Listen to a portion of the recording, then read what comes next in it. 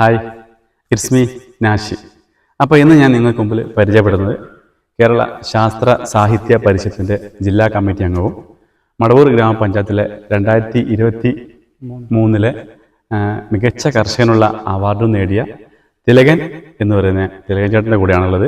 അപ്പോൾ ഇന്ന് നമ്മൾ തിലകൻ ചേട്ടൻ്റെ കൃഷി സംബന്ധമായ കാര്യങ്ങളും വിശേഷങ്ങളൊക്കെയാണ് നമ്മളിന്ന് പങ്കുവെക്കുന്നത്. തിലകൻ ചേട്ടാ, ഹായ്.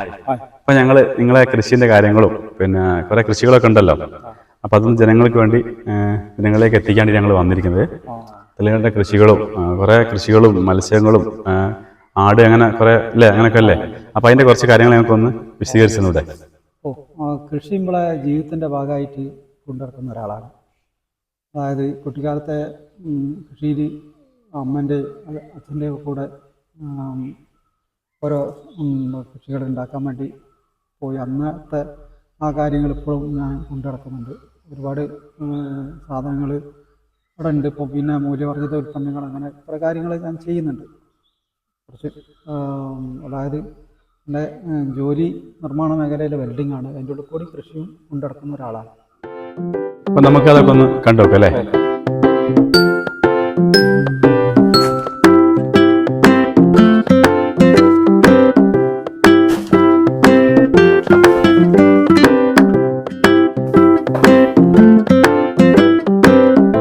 അതൊക്കെ ഏതൊക്കെ തരം ആടുകളാണ്? ഇത് ബീറ്റലാണ്. ബീറ്റൽ. പിന്നെ മലബാറി ക്രോസ് ആണ് മറ്റേ. പിന്നെ സിരോഹി ബ്രീഡുണ്ട്. ഇത് കറവുള്ളതാണോ ഇതൊക്കെ? ഇതാ മലബാറി. അതാ മലബാറി. ഇതാ കറവുള്ള? ആ കറവുള്ള. ഇതെങ്ങനെ എത്ര ലിറ്റർ പാൽ കിട്ടും ദിവസം? ഇതിന് പാല് നമ്മള് കുഞ്ഞുങ്ങൾ തന്നെ കുടിക്കലാണ്. നമ്മള് എടുക്കാറില്ല. 3 കുഞ്ഞുങ്ങളുണ്ട്. കുഞ്ഞുങ്ങളെ ആവശ്യത്തിന് വേണ്ടി മാറ്റി വെച്ചിട്ടുണ്ടല്ലേ? കുഞ്ഞുങ്ങളെ നമ്മള് പാല് കറന്നിട്ടുണ്ടെങ്കിൽ കുഞ്ഞുങ്ങളെ ആരോഗ്യം പറയും. അതുകൊണ്ട് കുഞ്ഞുങ്ങളെ നല്ല മാക്സിമം നല്ല ആരോഗ്യത്തോടുകൂടി വളർത്താന്നുള്ളതാണ്. നമ്മള് മുട്ടനാടുണ്ട്, മലബാറിയാണ്.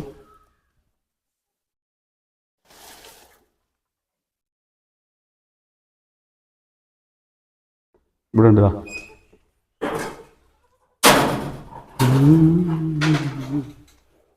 ഇതാണ് മുട്ടനാട്. ഇതാണ് മലബാറി അല്ലേ? മലബാറി.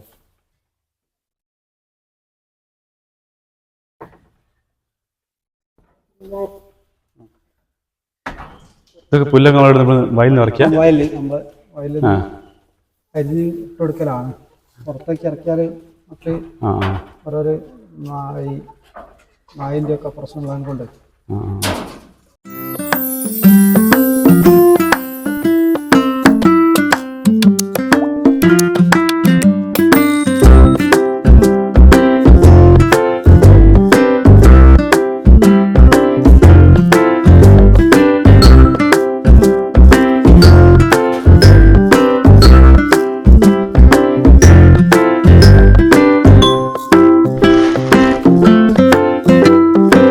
മീൻ തന്നെ ഫുള്ള് വരാലാ?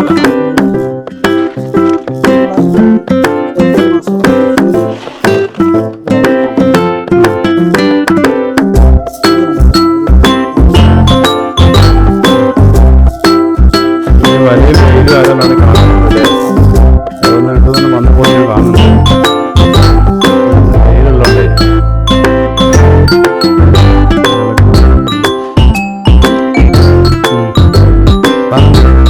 മരമുള്ളതുകൊണ്ട് പിന്നെ ഇത് നല്ല വെയിലല്ലേ, അതുകൊണ്ടാണ് കാണാത്തത്.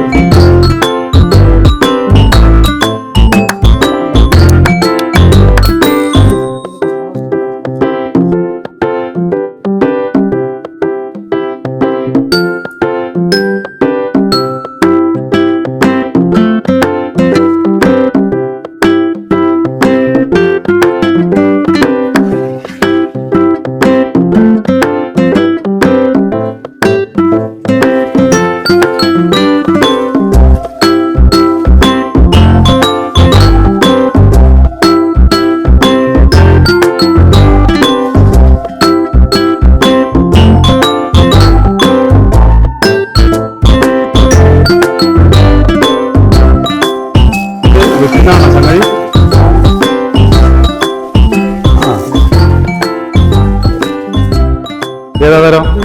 50 കിലോപ്പിയാണ്. ആ, ഇത് 6 മാസം കൊണ്ട് നമുക്ക് വിളവാകും. അതിലെ കിട്ടോളി. കുറെ സമയം പുറത്തൊക്കെ പറ്റുമോ? ഇല്ല, അധികം പുറത്തേക്കുണ്ട്. അതിലെ വെച്ചോളി.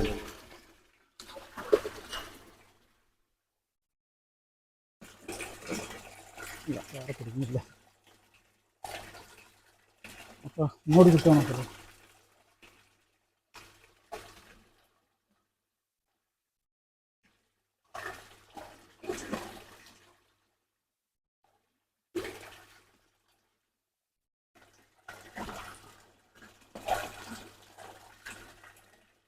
ഇതൊക്കെ മീനൊക്കെ വിൽക്കുന്ന തന്നെയാണോ നിങ്ങൾ? അതൊക്കെ നമ്മളെ ആവശ്യത്തിന് മീൻ വാങ്ങിക്കാറില്ല. നമ്മൾ ഉണ്ടാക്കുന്ന മത്സ്യം തന്നെയാണ് നമ്മൾ അധികം കഴിക്കാറ്. ഇപ്പൊ ആളുകൾക്ക് മീൻ വേണമെങ്കിൽ നിങ്ങൾ കൊടുക്കും? ഉണ്ട്, നമ്മൾ കൊടുക്കും. അതുകൊണ്ടല്ലേ കിലോയ്ക്ക് 250 രൂപ തോതിലാണ്. പിന്നെ വരാലുണ്ട്. വരാല് നമ്മുടെ നാച്ചുറൽ പോണ്ടിലാണ് വാങ്ങുന്നത്. ഇത് മിനി അക്വാപോണിക്സ് ആണ്. പച്ചക്കറി മീനും കൂടി ഉള്ള മുകളിൽ പച്ചക്കറി താഴെ മീൻ. ഇതെന്താ സംഭവം? ഇതിങ്ങനെ അതായത് അക്വാപോണിക്സ് എന്ന് പറയും. അതായത് പച്ചക്കറിയും മീനും കൂടി വളർത്തുന്നതാണ് സംയുക്തമായിട്ട്. അതായത് മീനിന്റെ കാഷ്ടം ഒഴിവായാലും മീനിന് വളർച്ച ഉണ്ടാവുള്ളൂ. അപ്പോൾ നമ്മൾ മെറ്റലിനകത്താണ് നമ്മൾ കൃഷി, മണ്ണില്ലാത്ത കൃഷി രീതിയാണ്. മെറ്റലിലാണ് നമ്മൾ കൃഷി ചെയ്യുന്നത്. ഈ കുളത്തിലെ വെള്ളം ഈ മെറ്റലിലേക്ക് വീഴും. അത് വീണ്ടും തിരിച്ചും റൊട്ടേറ്റ് ചെയ്യുന്ന പരിപാടിയാണ്. ഈ മീനിൻ്റെ അമോണിയയിലാണ് പച്ചക്കറി വളരുന്നത്. അതെ, അമോണിയ ഒഴിവായാലോ മീന് വളർച്ച ഉണ്ടാവുകയും ചെയ്യുള്ളൂ.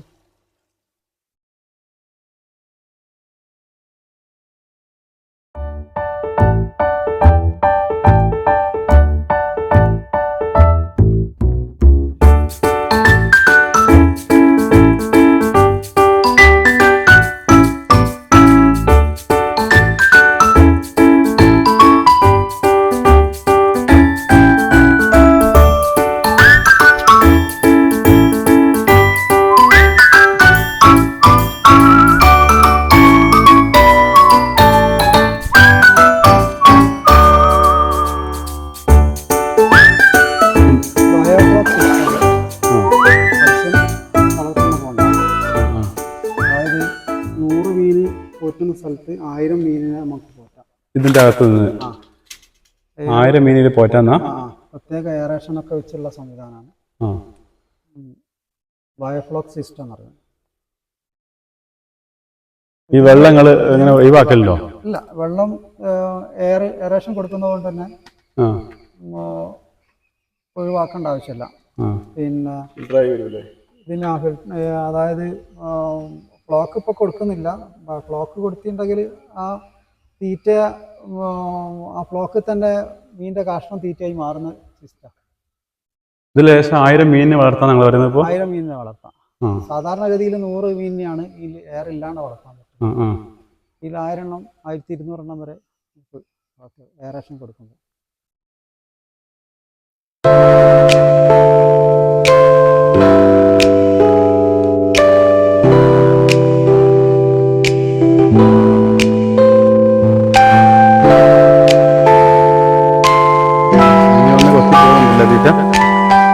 ഇളകുന്നതാണല്ലേ?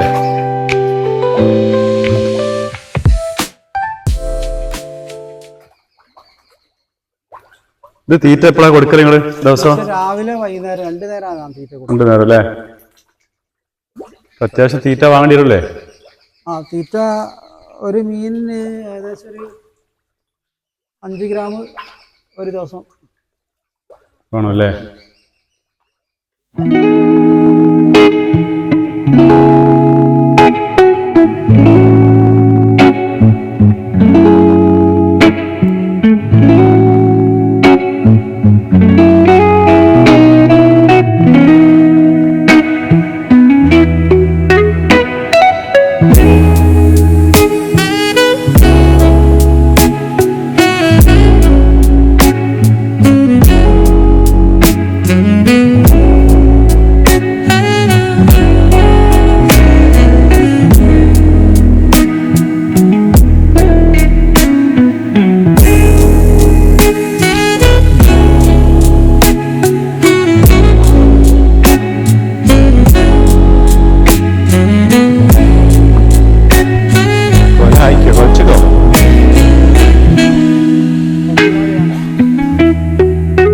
നേന്ത്രയാണ് ഫുള്ള്.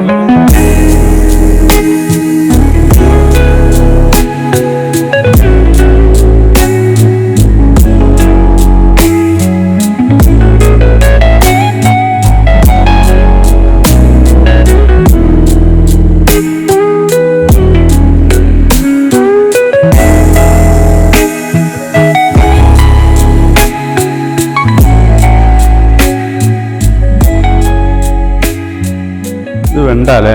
ആ വേണ്ട വേണ്ട താഴെയുണ്ട്. ആ ആ.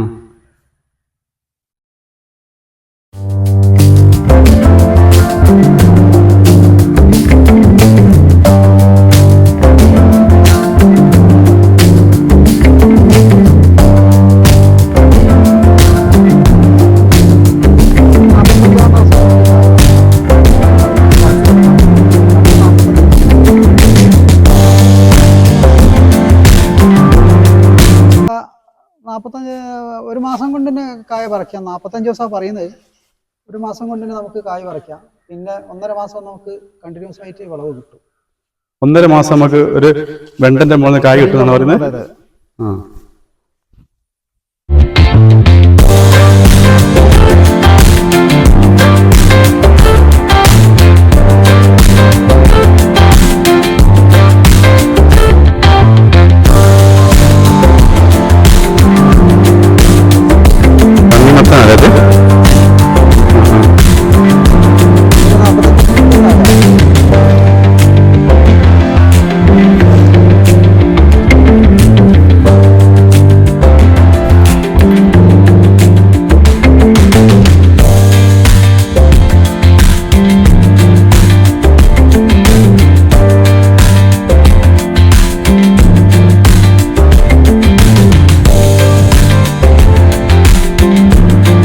വീട്ടിലേക്കുള്ള പച്ചക്കറികൾ ഉണ്ടാക്കരുതല്ലേ?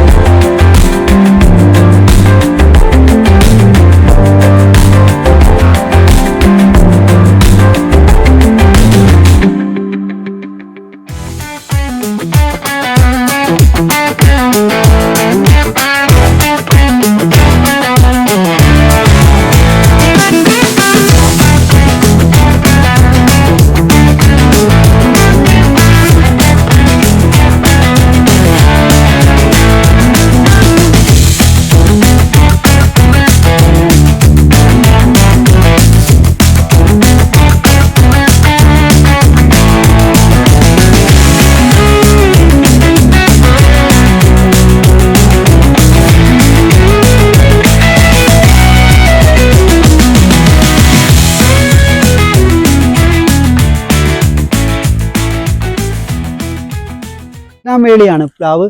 ഇത് 2ാമത്തെ വർഷമാണിത് കുഴിച്ചിട്ടിട്ട് ചക്ക ഉണ്ടാവുന്നത്. 2 വർഷമായിട്ടുള്ളൂ. അവിടെ ഉണ്ട്.